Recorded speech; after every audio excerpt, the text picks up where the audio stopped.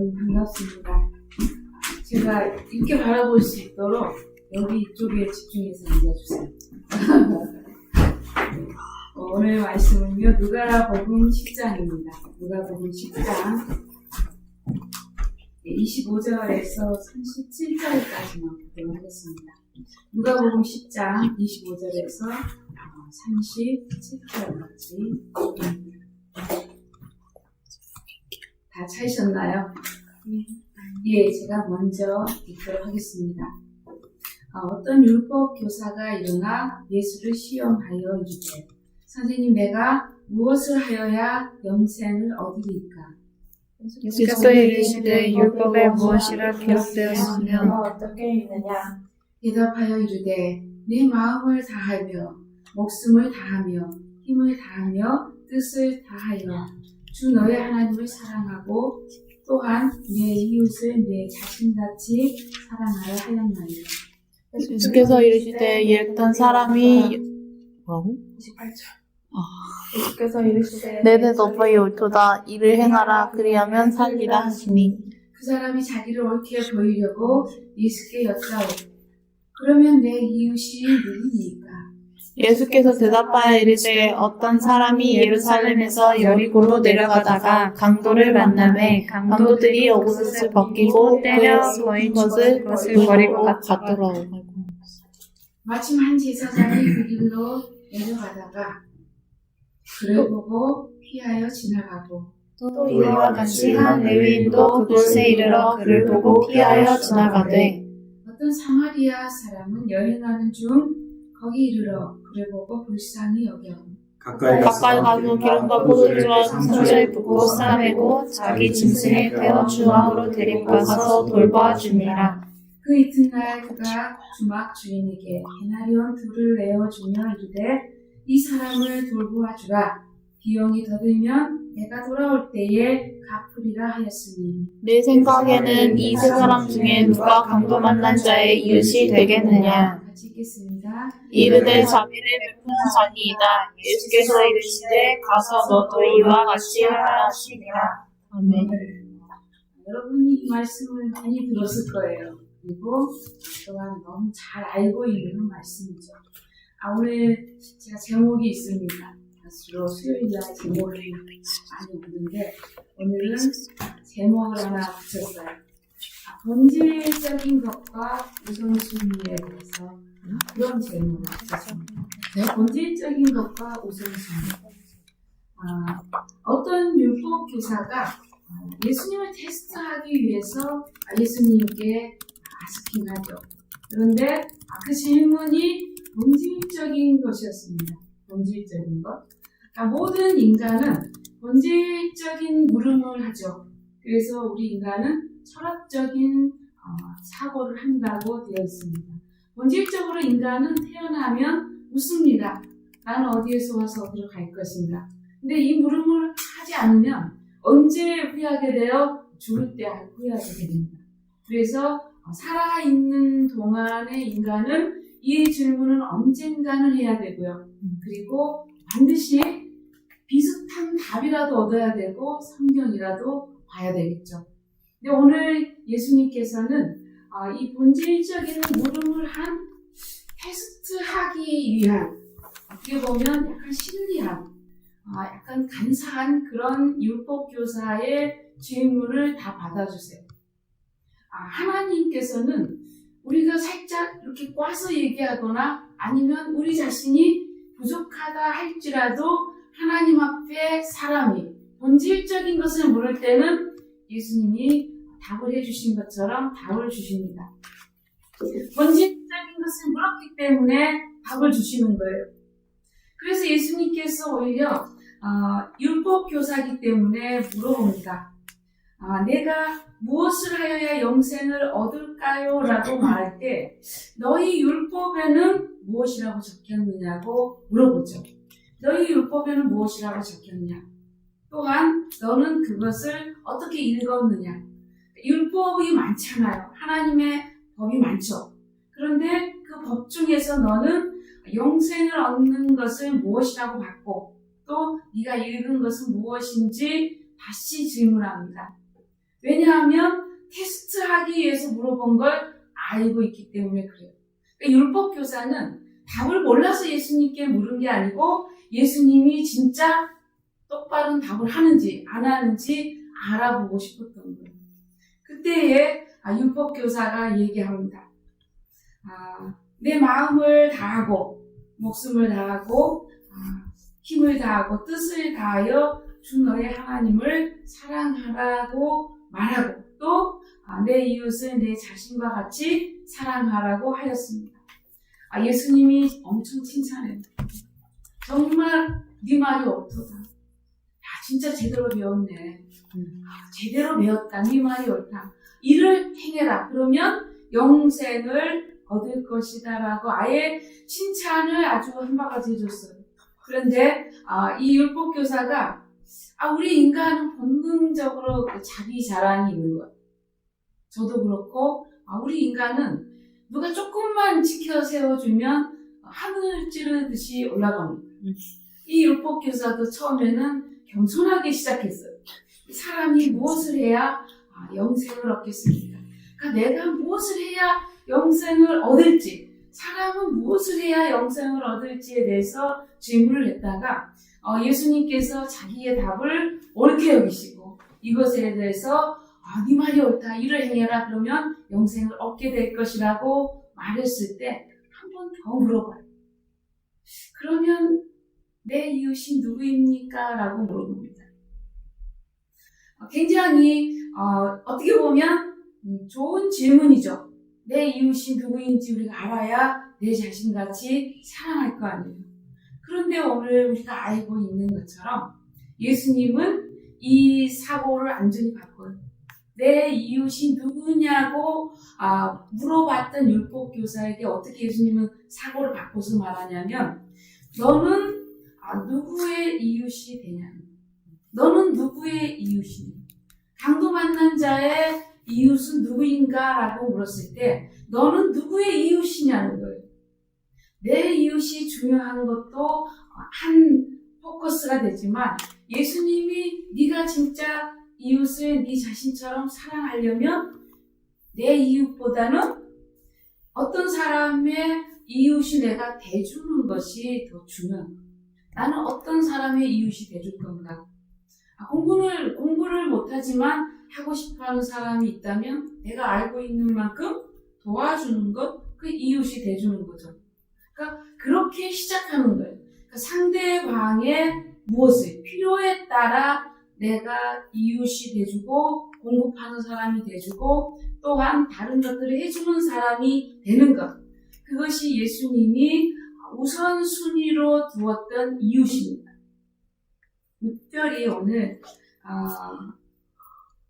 예수님께서 이 율법학자에게 굉장히 귀한 소스를 주는데 저와 여러분이 감격했던 사람 있잖아요. 네, 선한 사마리아. 왜 사마리아인의 선한이 붙어요? 예수님은 어떤 사마리아인이라고 얘기했지만 우리는 그 사마리아인의 강도 만난 자의 이웃이 돼주는 걸 보고 선한 사마리아인이라고 우리가 아예 고쳐 부르죠. 성경에도 그렇게 나와요. 선한 사마리아인 비유라고 나옵니다. 그만큼 성령의 열매 중에 두 가지가 이 사람에게 있었어요. 첫 번째는 뭐냐면 양선이에요. 선을 좋아하는 것. 선행하는 걸 기뻐하는 것. 그러니까 선한 것을 기뻐하는 것이 성령의 열매 중에 하나고 또한 이웃에게 우리가 베푸는 가장 좋은 태도가 바로 양선이에요.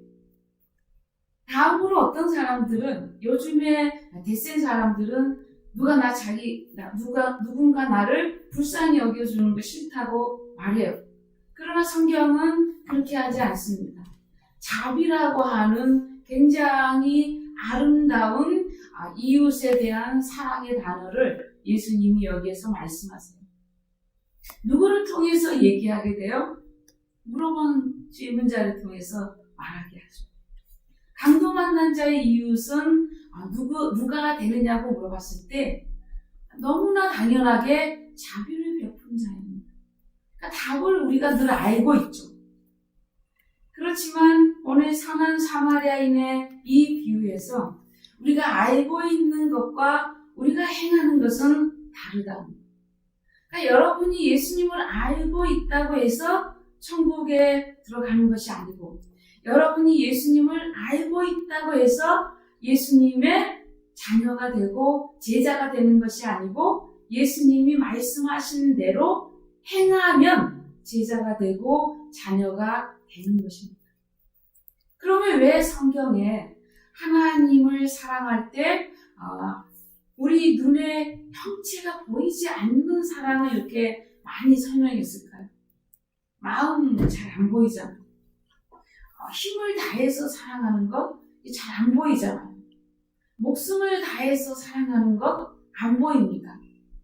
또 무엇을 다해서 사랑한다고 말해요? 뜻을 다해서 사랑합니다.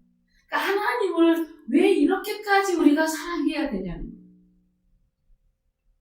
왜 이렇게까지 하나님을 저와 여러분이 사랑해야 돼요?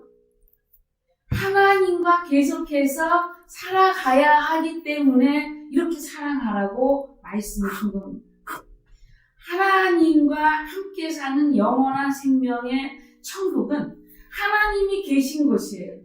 그러므로 우리는 그곳에서 하나님과 함께 살 겁니다. 그러니까 하나님을 마음을 다해서 또한 목숨을 다하고 힘을 다하고 아예 끝까지 정해서 사랑하는 것은 너무나 중요하죠. 영원한 생명을 얻으려는 사람에게. 또한 영원한 생명을 얻으려고 하는 사람에게 사람을 사랑하는 것 굉장히 중요합니다.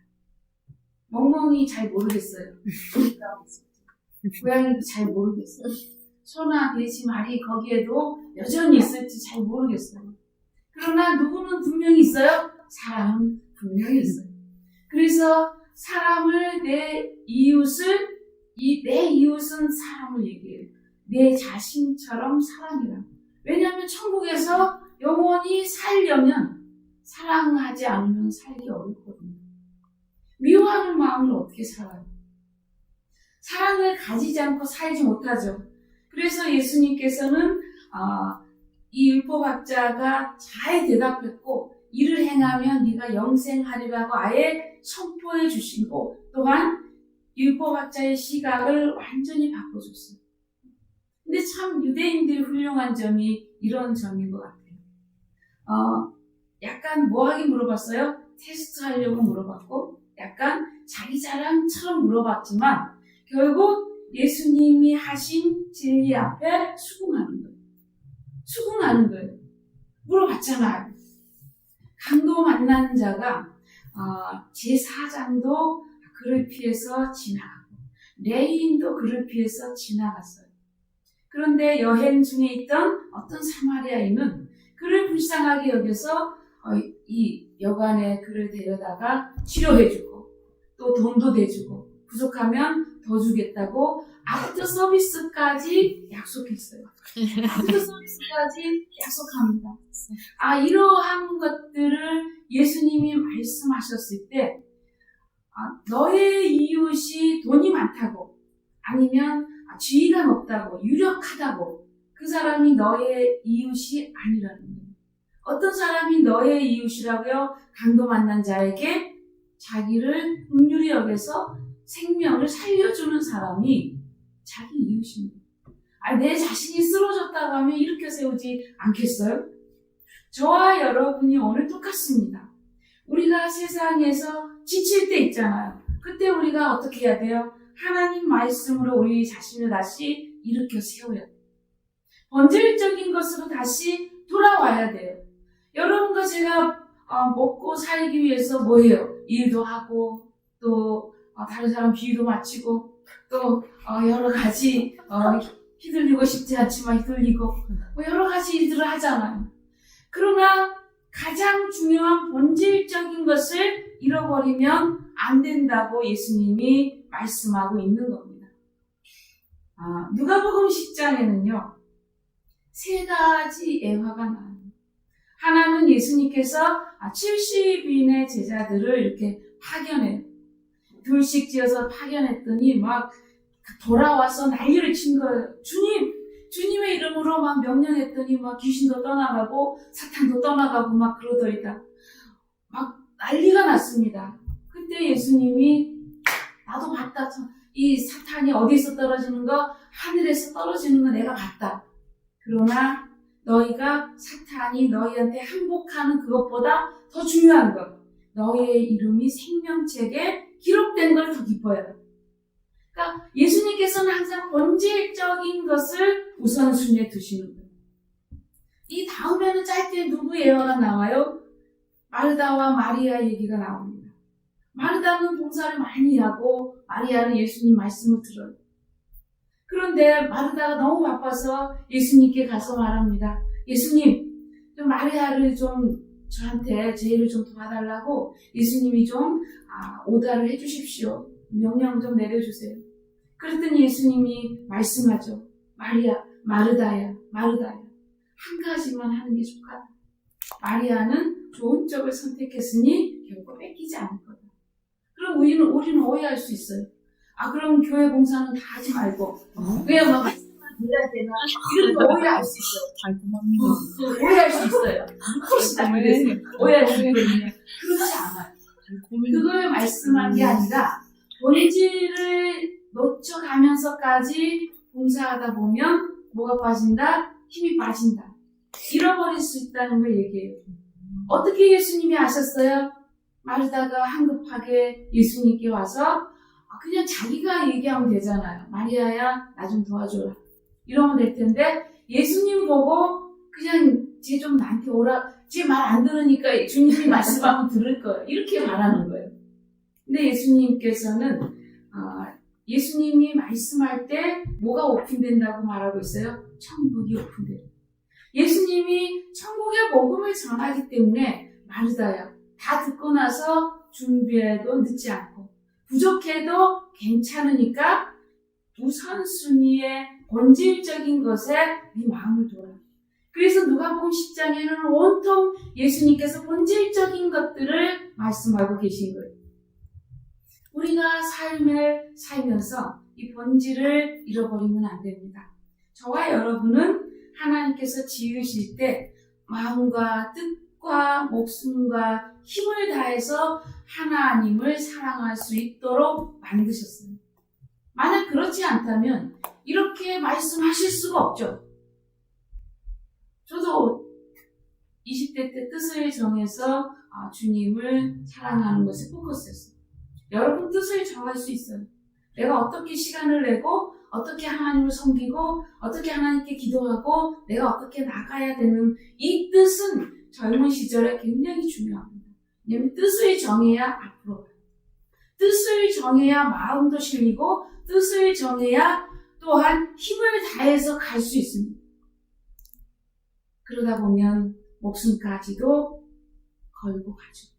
왜냐하면 영원한 생명을 얻는 것이 짧은 이 땅의 삶보다 훨씬 크고 본질적인 것이기 때문에 그렇습니다. 철학은 우리에게 진짜 좋은 물음표를 갖다 주죠. 우리 인간들에게. 그러나 철학은 본질적인 인간의 죽음을 해결하지 못합니다.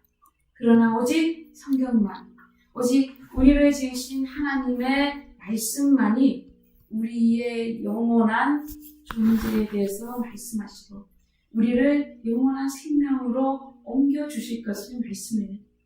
말씀을 정리합니다. 저와 여러분이 때로 힘을 잃었을 때 우리가 성경에 있는 말씀으로 본질에 충실해요. 그리고 우리의 뜻을 다시 새롭게 해야 됩니다. 이 시간 함께